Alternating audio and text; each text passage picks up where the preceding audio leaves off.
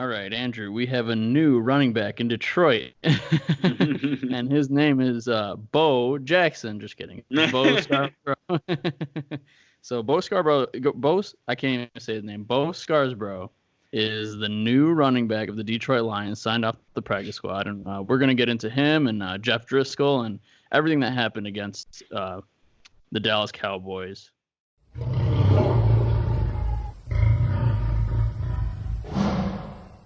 All right, let's just get right back into it. So, Bo Scarborough put up a pretty good game. Not gonna lie, at the end of the day, he ended up getting 3.9 yards per carry. So like that ended up not being that good. But like, I mean, that was after like towards the end of the game, he got a couple that were like for negative yards or that were just completely stuffed. But in the beginning of the game, he was doing a really good job, and it really helped out Jeff Driskel keep up like the tempo of the offense and really gave him opportunities to shoot downfield. Well, not downfield, but those little dink and dunk passes that he was able to do. And they're pretty successful doing it against the Cowboys defense, which is pretty good defense that they have. Yeah. So yeah, what did you think about Bo? Dude, honestly, that first half, I was like, wow, this kid literally just got signed from the practice squad, and he ran phenomenal. I mean, you figure we had, 2 starting linemen throughout the whole game. We had injury after injury after injury to our team, and especially our O-line. I think we had 2 concussions.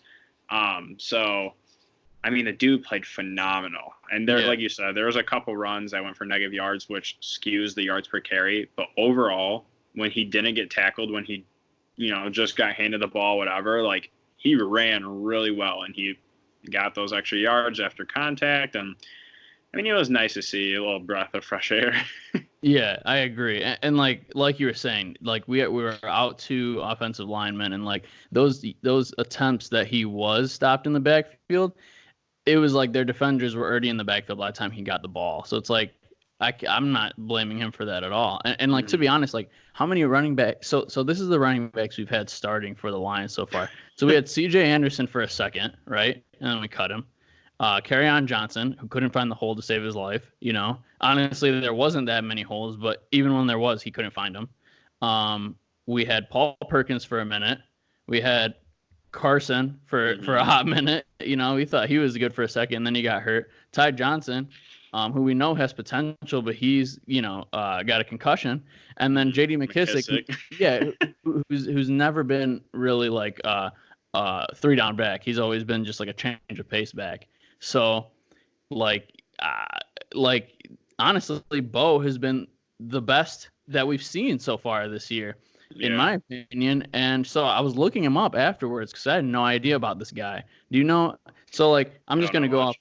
I'm gonna go off what I read. So apparently he was running back for Alabama for 3 years. Yeah, right? I heard. Yeah. But he was limited. So the reason why nobody knows about this guy is because he had an ACL injury. So I looked up his college stats, and 2016, he got 11 touchdowns. I didn't write down how many yards, but he had 6.5 yards per carry, and it was a lot of yards. It was 800 yards or something like that. And then 2017, it dipped a little. He got 4.8 yards per carry and 8 touchdowns.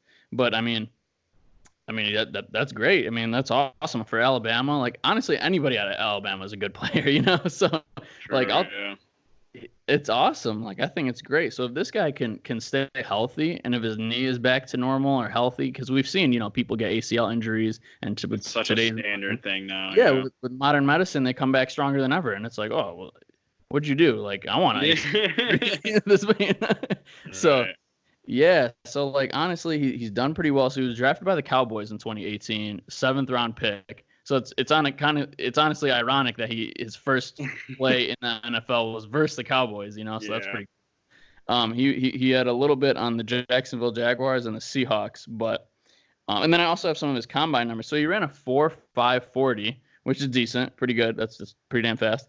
He had a 40-inch vertical, and he put up 14 bench presses, which is so he's a strong guy, strong. He's a power back. So. Yeah, this guy can be healthy. He could be a legitimate option at running back, which I think is so cool. And honestly, another credit to Bob Quinn's scouting, because he was able to find these guys. And like, now I'm going to go off topic, but like Marvin Hall as well, Marvin Hall is somebody I that came love out that of boy. I know. Came out of nowhere. They were like, yo, we need somebody like Tyreek Hill, somebody that's just fast and literally just small and fast and can catch the ball deep down the field. They went and got that guy. That's the only thing they use him for. These literally just like galore. Yeah, exactly. I love it. He was before this game, he was averaging 40 yards per catch. Marvin Hall was averaging. And then today, yeah, it was like 40 yards. I was like, that's hilarious, man. That's awesome. Yeah, I love that guy. But yeah, so what do you think about going forward? Obviously, Kerryon's not coming back. Ty Johnson seems like he's going to come back, and we still have J.D. McKissick. And I don't know what happened to Carson and Paul Perkins, but I think they're off the team at this point. I think we cut them. So yeah, as far as we stick with Bo. Dude, honestly, as far as our running back situation goes, Ty Johnson's yards per carry are low, but it's because every time he broke one for like 10 plus yards, it got called back. And I mean every single time. Like there's countless times I saw him like, hell yeah, great run, Ty. You finally use that speed. And it was like holding every single time. So I like Ty. And then J.D. McKissick, surprisingly, is averaging over, I think, 5 yards a carry, which is like terrific.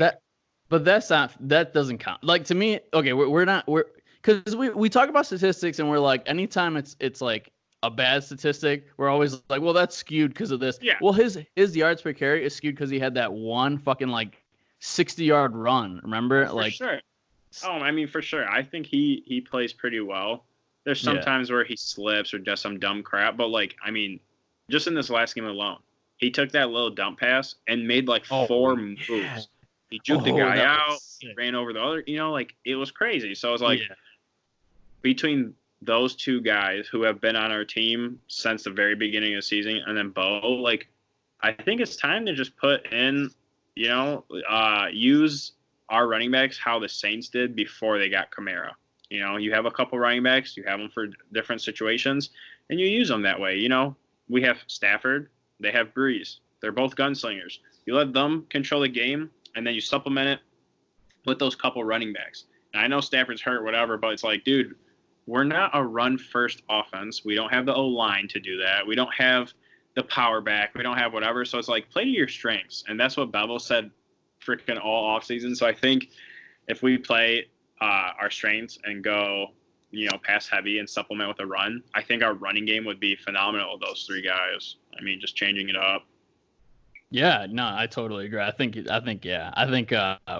those 3 guys, we could get it done. I agree with you that Ty Johnson's stats don't prove how good he is, because I think he's really, really good, especially when he kicks it to the outside. When he's running to the outside, he is awesome, dude. He's just because he's a quick. speed back. That's why he should run to outside. Right, yeah. The same thing with Kerryon. He's not a speed back, but he's shifty. And how can you use that? You use that in open space. And to get that, you need to bounce it out, or you need to open a big hole in the middle, which doesn't happen. So that's why his rookie year, he played phenomenal, because every time he ran to outside, it was like 5-6 yards a carry, and he would just make a move.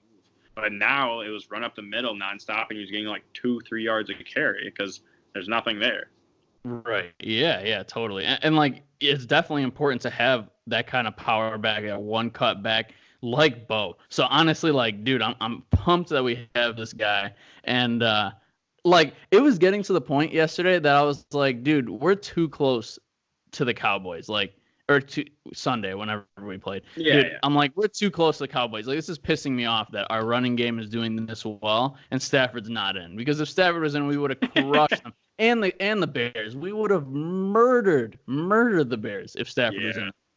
And I mean, dude, I want to touch on that Dallas game. Like, I have a couple things to say. For one, we're one of like 3 teams in the entire NFL to actually have a lead in every single game. Did you know that?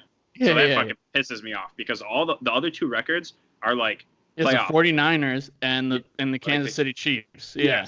Yeah, and it's like, what? Literally, like, they're both going to playoffs. And then there's us, who's like sitting bottom 10, and you think about that and you're like, wow, you guys cannot fucking close a game out, how disappointing. Yeah. And as far as the Dallas game goes, dude, it's hard to say that if Stafford was in, we would have like won or killed them, because Jeff Driskel, like, low key had a really good game.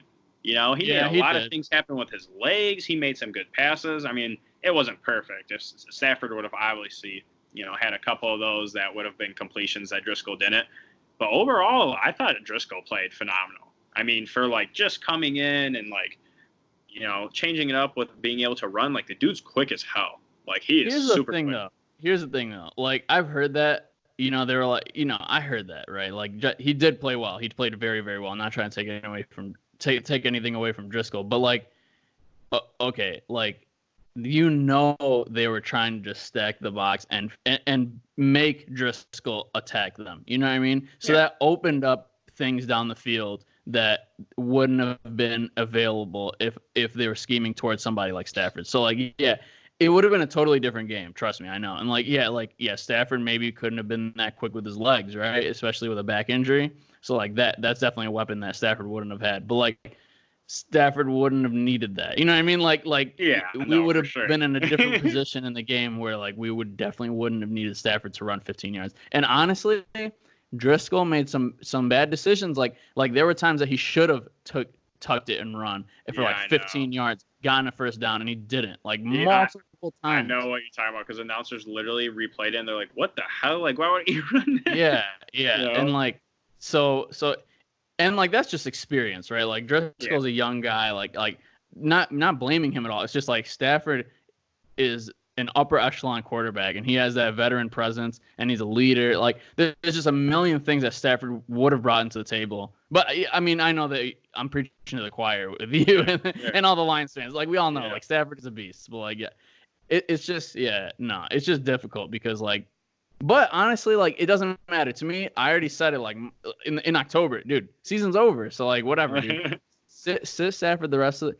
I'm happy. So let's get into Stafford. I know I'm just jumping all over the place now, but let's get into the Stafford injury, man. Because like, dude, so it was out of nowhere.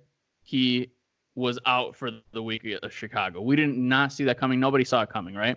Then he was day to day, week to week. That's what Patricia was saying. And then he ends up not playing against Dallas. And now they're saying, oh, no, the doctors are saying he can't play for 6 weeks, this and that, and whatever. At this point, call it for the season, dude. Why would you even, like, play this game of, like, dude, should we bring him back or not? We only have 6 games, so it's like, bro, I would have him sitting at home just relaxing, like, heal yourself. You don't need to be at the games. You don't need to be whatever. Like, you're like a 12-year vet, like, what you're going to learn the system better and like whatever. Like the dude's smart. He's learned a bunch of offenses. Like he doesn't need to be there. It's more of a leadership thing, but it's like, dude, you're not playing. I think they would have to force him to not be there on game day. Like I think there's no way he's not going to be there on game day. For sure. But no, I just don't want him to play and get hurt more. Well, I mean, my thing is like, so let's say he heals after 6 weeks, all good to go, feels good. Like what, you're gonna play the Packers and potentially get hurt for a fucking nonsense game, And like what happens if he re-injures his back for the 3rd time? Like, like there's no logic in that. Like I would have put him on IR, and you can bring in another player. That shit's stupid. Yeah, give Driskel his chance. He's been playing well. He's been doing what they've asked him to. Dude, let him put up reps, and then he get a career somewhere else. Or stay here as a backup. Like, dude. I don't know. I'm totally against bringing Stafford back. There's no point anymore. No point. Yeah. I mean, I actually like the first game with Driskel. I was like, man, this shit's stupid. Like he's not playing that well, whatever. But after last week, when you actually take in the factor, like he just came here, he's learning new offense, he's never played with these guys, doesn't have chemistry. Like, and it was Dallas of all teams. Like Dallas isn't a bad team, and their strength is primarily their defense because their offense is inconsistent. Right. And like, dude, I thought that he fucking played very well given all the circumstances. So I would love to have him on our team. At the very least, be a capable backup, which we haven't had in years since like Sean Hill. So I mean, I would love to see what he can do for like the next 5-6 games. All right, well, that's all we have. Hit subscribe, hit the like button, leave a comment. Let us know what you think. What do you think about Bo Bo knows. Bo. Look, man, they hit on Josh Jacobs. Oakland did, but he's no Bo. He's no Bo Scarborough. Like, he's the real Alabama running back.